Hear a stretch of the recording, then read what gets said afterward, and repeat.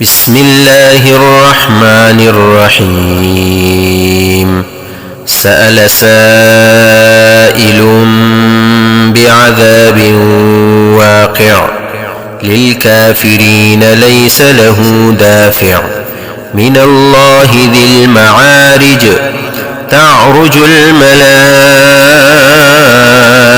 والروح إليه في يوم كان مقداره 50,000 سنة فاصبر صبرا جميلا إنهم يرونه بعيدا ونراه قريبا. يوم تكون السماء كالمهل وتكون الجبال كالعهن ولا يسأل حميم حميما.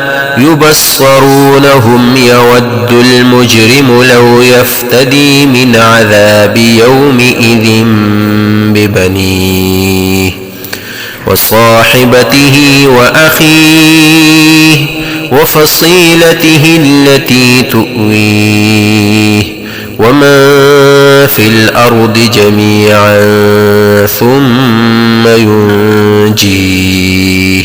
كلا إنها لظى نزاعة للشوى تدعو من أدبر وتولى وجمع فأوعى.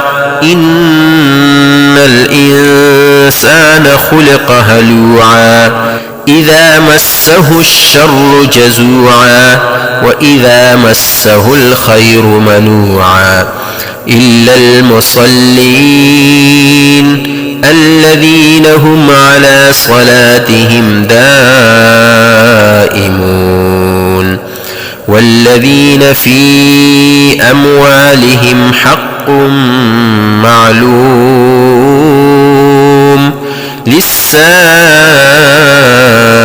والمحروم والذين يصدقون بيوم الدين والذين هم من عذاب ربهم مشفقون.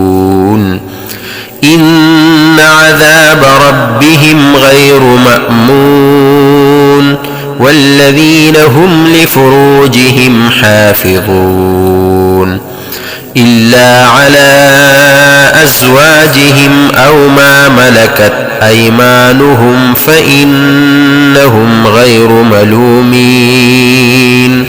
فمن ابتغى وراء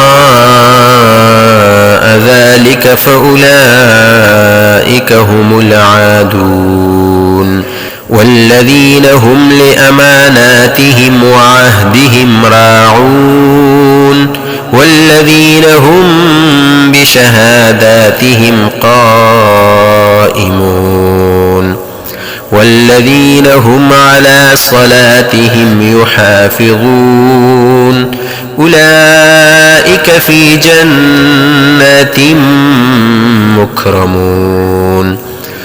فما للذين كفروا قبلك مهطعين عن اليمين وعن الشمال عزين.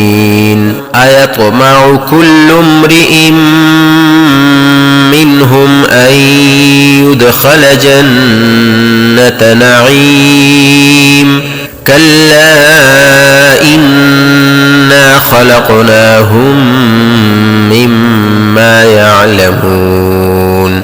فلا أقسم برب المشارق والمغارب إنا لقادرون على أن نبدل خيرا منهم وما نحن بمسبوقين. فذرهم يخوضوا ويلعبوا حتى يلاقوا يومهم الذي يوعدون. يوم يخرجون من الأجداث سراعا كأنهم إلى نصب يوفضون.